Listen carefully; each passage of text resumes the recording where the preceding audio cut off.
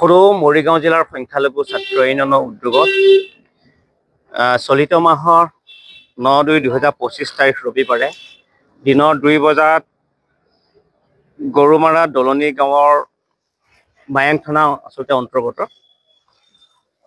দুটাৰ পৰিয়ালৰ মাজত পথাৰত ঘাঁহ কটাৰ সংঘাতক লৈ মৰিগাঁৱত এটাৰ চেপা উত্তেজনাৰ সৃষ্টি হৈছে। বিশেষকৈ মায়াং অঞ্চলত আমি আমচুৱে গোটেই সমগ্ৰ ঘটনাটোক প্ৰথমতে গৰিহণা দিছোঁ আৰু নিন্দা কৰিছোঁ।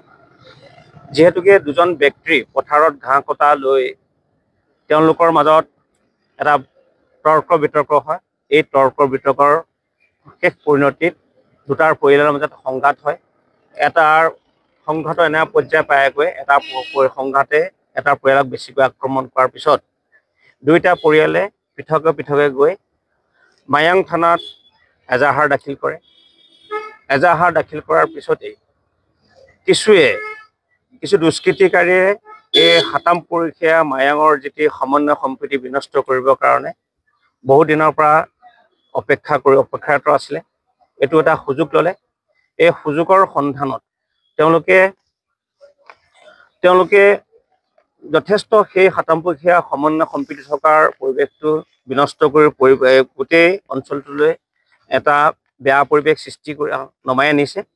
আমি আকৌ পুনৰ আপোনালোকৰ জৰিয়তে গৰিহণা দিছোঁ আৰু লগে লগে ক'ব বিচাৰিছোঁ, যিহেতুকে আমাৰ মায়াঙৰ যিটো সমন্বয় সম্প্ৰীতি এইটো কোনো কাৰণে বিনষ্ট হ'ব নোৱাৰিব। এই কাৰণে আজি আমি জিলা আৰক্ষী আয়ুক্ত আৰু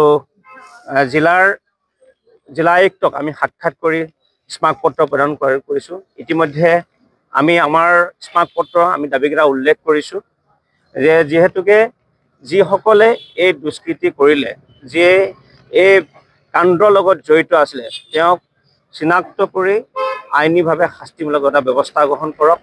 লগে লগে আমি আমাৰ স্মাৰক পত্ৰ আমি আৰু এটা কথা উল্লেখ কৰিছোঁ, যিসকলৰ নাম এজাহাৰত নাম উল্লেখ নাই আৰু আৰক্ষীয়ে সেইসকলক কৰায়ত্ব কৰিছে, সেইসকলক কোনো বিনা চৰ্তে আৰক্ষীয়ে এটা মোকালাই দিয়া এটা ব্যৱস্থা কৰক। আৰু লগে লগে মায়াং অঞ্চলৰ যিটো সমন্বয় সম্প্ৰীতি কোনো কাৰণে তৃতীয় পক্ষ যে বিনষ্ট কৰিব নোৱাৰে, এই ক্ষেত্ৰত আৰক্ষীয়ে এটাৰ সুদূৰ প্ৰসাৰী এটা আমাৰ চকুত পৰা এটাৰ পদক্ষেপ গ্ৰহণ কৰক।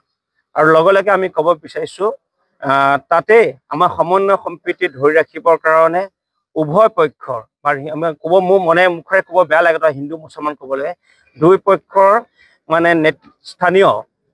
স্থানীয় ব্যক্তিক মাতি আৰক্ষী তথা জিলা আয়ুক্তই এটা শান্তি সমিতি গঠন কৰক। আৰু লগে লগে তাৰ যিটো গৰুমৰা বা দলনি গাঁৱৰ ৰাইজ যাৰ গাঁও ফালে আহোঁতে তেওঁলোকে যিটো ভয় আশংকা হৈছে, এই আশংকা দূৰ কৰিব লাগিব।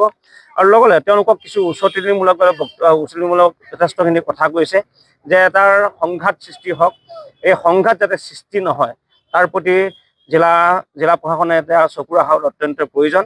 গতিকে আপোনালোকৰ জৰিয়তে পুনৰ আমি জিলা প্ৰশাসনক ক'ব বিচাৰিছোঁ যে আপোনালোকৰ এইটো দায়িত্ব আছে। এটা আমি দায়িত্বশীল ছাত্ৰ সংগঠন আছে, আমি গণতান্ত্ৰিক ব্যৱস্থাটোক বিশ্বাস কৰোঁ আৰু গণতান্ত্ৰিকভাৱে আমি আগবাঢ়ি আহিছোঁ। আমি গণতান্ত্ৰিকভাৱে বিশ্বাস কৰি পেলাই আজি আমাৰ মৰিগাঁও জিলাৰ সমন্বয় সম্প্ৰীতি কোনো কাৰণে যে বিনষ্ট হয়, দুটা পৰিয়ালৰ ভুলৰ বাবে গোটেই সম্প্ৰদায়তে যে ভুল ক'ব, এটা সম্প্ৰদায়ক যে বেয়া ভাষাৰে গালাজ কৰিব, তেনে কথা কোনো কাৰণে গ্ৰহণযোগ্য নহয়। গতিকে সকলো পক্ষক এই ক্ষেত্ৰত মৰিগাঁও সমন্বয় সম্প্ৰীতি ধৰি ৰাখিব গ'লে আমি আহ্বান জনাই, বিশেষকৈ জিলা প্ৰশাসনক আমি পুনৰ আহ্বান জনাইছোঁ যে তেওঁলোকে এই ক্ষেত্ৰতে কঠোৰ এটা সিদ্ধান্ত লওক আৰু সিদ্ধান্ত লৈ নজি হওক। মৰিগাঁও জিলাত অনাগত সময়ত এই ধৰণৰ কোনো ধৰণৰ সৰু ক্ষুদ্ৰ সংঘাতে যাতে এটা সম্প্ৰদায় সংঘাত লৈ কোনো কাৰণে সৃষ্টি নহওক। আমি কথা কৈছিলোঁ, যিহেতুকে সেই পৰিৱেশটো এতিয়াও চেপা উত্তেজনাৰ সৃষ্টি হৈ আছে। গতিকে এই চেপা উত্তেজনা দূৰ কৰিবলৈ ৰাইজৰ যিটো আশংকা ভয়, এই ভয় দূৰ কৰিবৰ কাৰণে তাত নিৰাপত্তা আমি টহল এটা ব্যৱস্থা কৰিবৰ কাৰণে জিলা আৰক্ষী প্ৰধানগৰাকীক আমি জনাইছোঁ। আমি জিলা আয়ুক্তগৰাকীও আমি জনাম। গতিকে আপোনালোকৰ জৰিয়তে তেওঁ হ'বকৰ লগতে সচেতন নাগৰিকসকলকো আমি আহ্বান জনাইছোঁ যে আপোনালোকেও সতৰ্ক থাকক আৰু জিলা প্ৰশাসনক আমি যিহেতু আমি জনাইছোঁ, জিলা প্ৰশাসনে তাত এটা আৰক্ষী টহলৰ ব্যৱস্থা কৰি পৰিৱেশটো এটা শান্তিময় পৰিৱেশৰ পূৰ্বতে আনিবৰ কাৰণে আমি আহ্বান জনাইছোঁ।